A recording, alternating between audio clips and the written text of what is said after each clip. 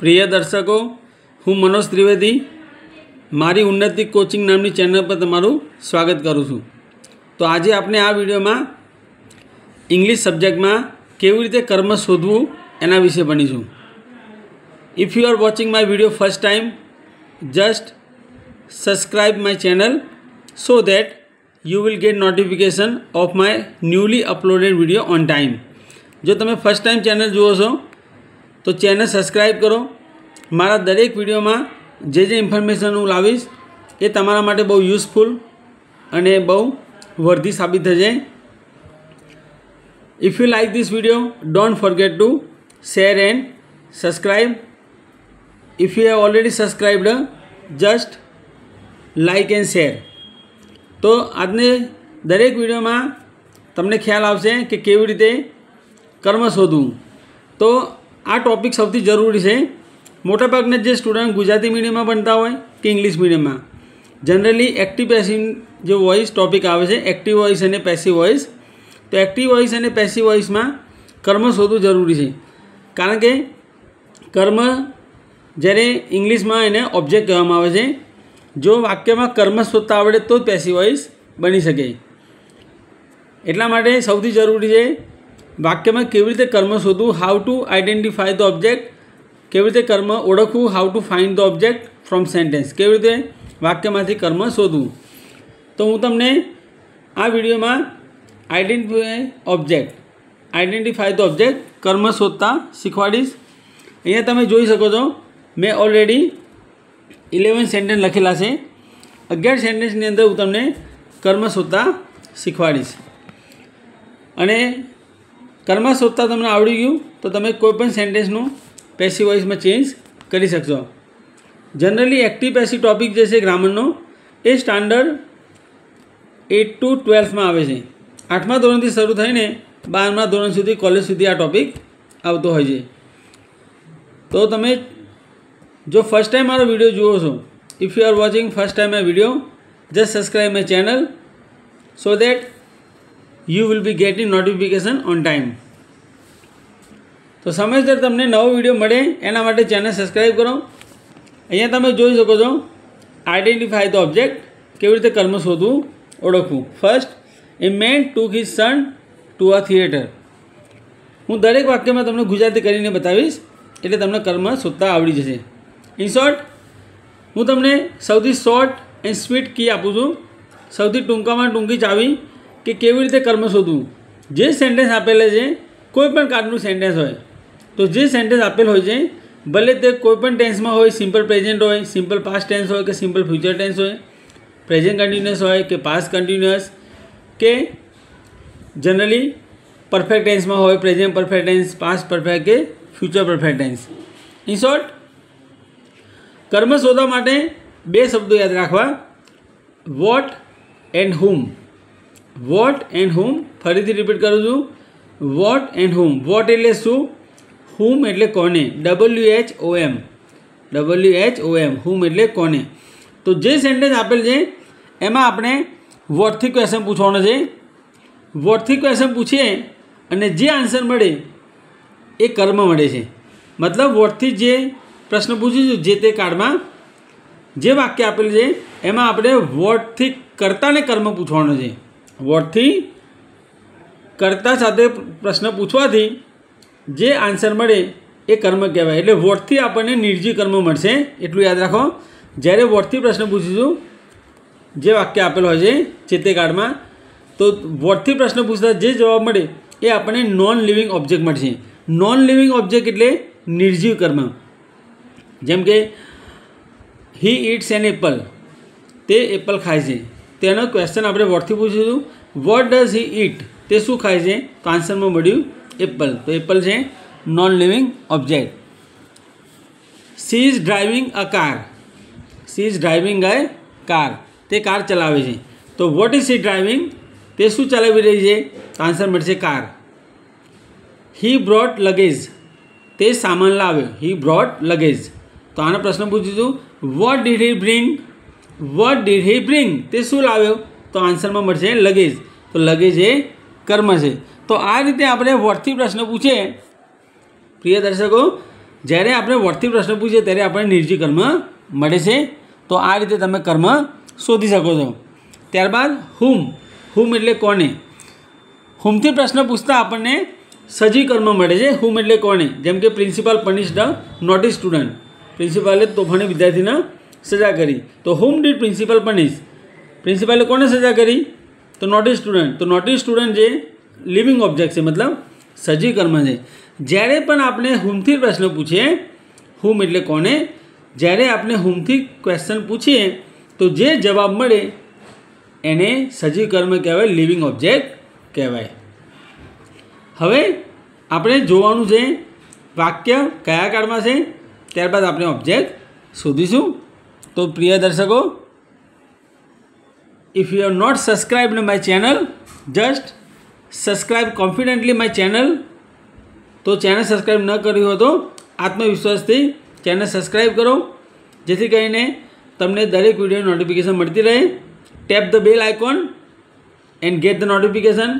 સૌથી ઉપર આપણે બેલ આઇકોન જો તમે ટેપ કર્યું હશે તો ઓલરેડી તમને નોટિફિકેશન રાઈટ સાઈડમાં જોવા મળશે. In a red symbol you will understand Manoj sir has uploaded newly innovative video. તો આ રીતે તમે ઓબ્જેક્ટ શોધી શકો છો. હવે આપણે શરૂઆત કરીશું. First sentence, a man took his son to a theatre.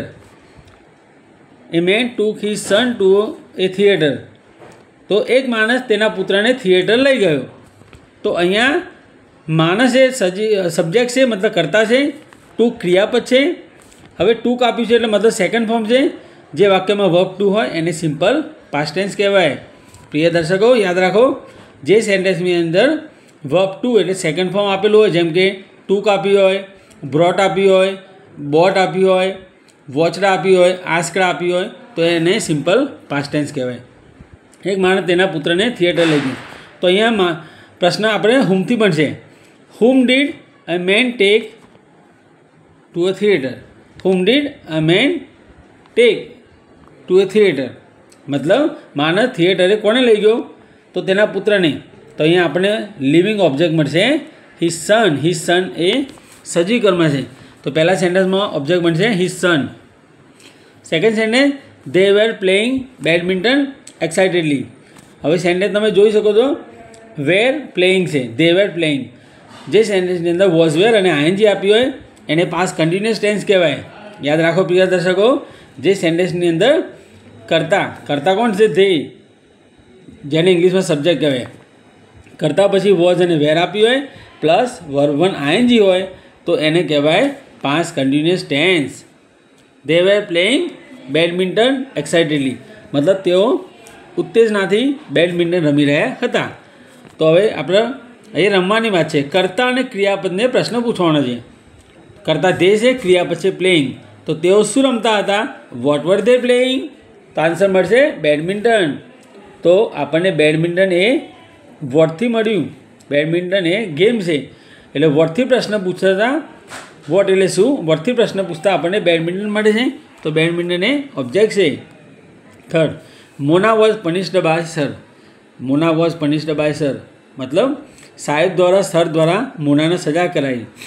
તો અહીંયા સજા કરનાર કોણ છે, સર, મતલબ એ સબ્જેક્ટ છે. અને ક્રિયા કઈ છે, પનિશ્ડ. અને મોના, હવે મોના કરતા છે કે કર્મ એ ઓળખવાનો છે. તો અહીંયા પ્રશ્ન શું છે, વાક્ય તમે જોઈ શકો છો કે સર દ્વારા મોનાને સજા કરવામાં આવી. મતલબ કોને સજા કરવામાં આવી, who was punished bye sir. Who was punished bye sir. તો મોના એ ઓબ્જેક્ટ બનશે. મોના એ ઓબ્જેક્ટ એટલે હુમથી પ્રશ્ન પૂછ્યો એટલે આપણને મોના જવાબ મળે છે એટલે મોના બનશે object. 4, A cake was prepared. A cake was prepared, cake તૈયાર કરાઈ હતી. કેક વોઝ પ્રિપેર્ડ મતલબ કેક તૈયાર કરવામાં આવી, તૈયાર કરાઈ. તો અહીંયા કેક કંઈ જાતે તૈયાર ના થાય. શું તૈયાર કરવામાં આવ્યું, કેક. તો વોટથી પ્રશ્ન પૂછો. આ વાક્યને વોટથી પ્રશ્ન પૂછો એટલે આપણને નોન લિવિંગ ઓબ્જેક્ટ મળશે, નિર્જીવ કર્મ મળશે. નોન લિવિંગ ઓબ્જેક્ટ એટલે કે નિર્જીવ કર્મ મળશે. વોટ વોઝ પ્રિપેર્ડ, શું તૈયાર કરવામાં આવ્યું, એ કેક. તો એ કેક જે છે એ નોન લિવિંગ ઓબ્જેક્ટ છે. 5, અવર ફ્રેન્ડ્સ હેવ સંગ. અવર ફ્રેન્ડ્સ હેવ સંગ film songs. Our friends have sung film songs. तो અમારા દોસ્તો ફિલ્મ સોંગ ફિલ્મ ગીતો ગાયા છે. અમારા દોસ્તોએ ફિલ્મ ગીતો ગાયા છે. Our friends have sung film songs. તો હવે આનાથી પ્રશ્ન પૂછી શકો. સંગ એટલે ગાવું, સિંગનું થર્ડ સંગ. હવે આ સેન્ટેન્સ જે આપ્યું છે હેવ અને સંગ, જે સેન્ટેન્સની અંદર have or has plus verb 3 આપેલ હોય, જેને ક્રિયાપદનું ભૂતગુદન કહેવાય, ઇંગ્લિશમાં પાસ્ટ પાર્ટિસિપલ કહેવાય છે. જે સેન્ટેન્સની અંદર સબ્જેક્ટ એટલે કરતા પછી સબ્જેક્ટ કોણ છે? ફ્રેન્ડ્સ, અવર ફ્રેન્ડ્સ, મતલબ ધે થયા, એની સાથે હેવ આવે અને સિંગનું વર્બ 3 સંગ, સિંગ સેંગ સંગ એટલે સંગ વર્બ 3 છે. તો જે સેન્ટેન્સની અંદર હેવેઝ પ્લસ વર્બ 3 આપેલું હોય એને કહેવાય પ્રેઝન્ટ પરફેક્ટ ટેન્સ. યાદ રાખજો, હેવેઝ પ્લસ વર્બ 3 હોય તો એને શું કહેવાય? Present perfect tense. તો અમારા દોસ્તોએ શું ગાયું છે? તો અહીંયા આપણને વર્ડથી પ્રશ્ન પૂછે એટલે જવાબ મળશે ફિલ્મ સોંગ. તો ફિલ્મ સોંગ જે છે એ નિર્જીવ કર્મ છે. યાદ રાખજો, ફિલ્મ સોંગ જે છે નિર્જીવ કર્મ છે. ફિલ્મ સોંગ્સ તો નોન લિવિંગ ઓબ્જેક્ટ છે, નિર્જીવ કર્મ ફિલ્મ સોંગ્સ.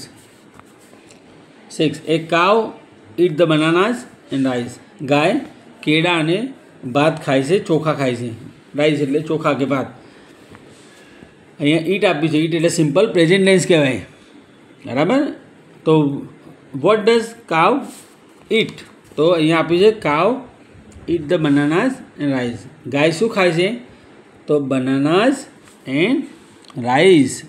તો બે ઓબ્જેક્ટ છે, બનાના અને રાઈસ, નિર્જીવ કર્મ છે.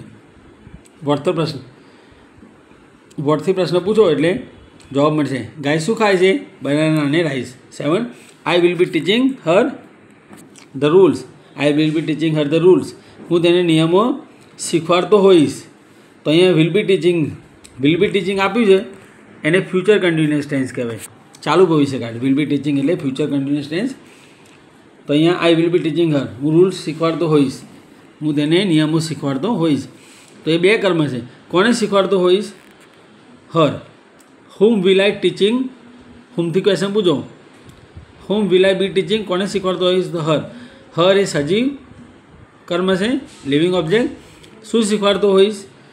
The rules. તો રૂલ્સ એ નોન લિવિંગ એટલે કે નિર્જીવ કર્મ છે. 8. The merchant was hiding a huge profit.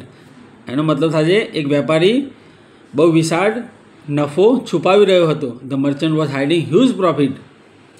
હવે જે સેન્ટેન્સની અંદર વોઝ અને આઈએનજી આપ્યું હોય એને કહેવાય પાસ્ટ કન્ટિન્યુઅસ ટેન્સ, ચાલુ ભૂતકાળ. હવે what was the merchant hiding? વોટથી પ્રશ્ન પૂછવાનો. What was the merchant hiding? વેપારી શું છુપાવતો હતો? તો હ્યુજ પ્રોફિટ એટલે બહુ વિશાળ નફો. તો હ્યુજ પ્રોફિટ એ નિર્જીવ કર્મ છે. 9. I did not know answers. I did not know answers. હું જવાબ જાણતો નહોતો.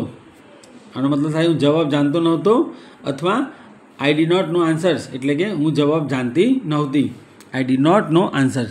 સિમ્પલ પાસ્ટ ટેન્સ છે, નેગેટિવમાં છે. નેગેટિવ હોય સિમ્પલ પાસ્ટમાં એટલે ડીડ નોટ સાથે વર્બ બનાવે છે. Did not know. તો what did you not know? તમે શું જાણતા નહોતા? તો આન્સર એ ઓબ્જેક્ટ છે, કર્મ છે. 10. They drank all milk. They drank all milk. તેઓ બધું દૂધ પી ગયા. They drank all milk. શું પી ગયા? What did they drink?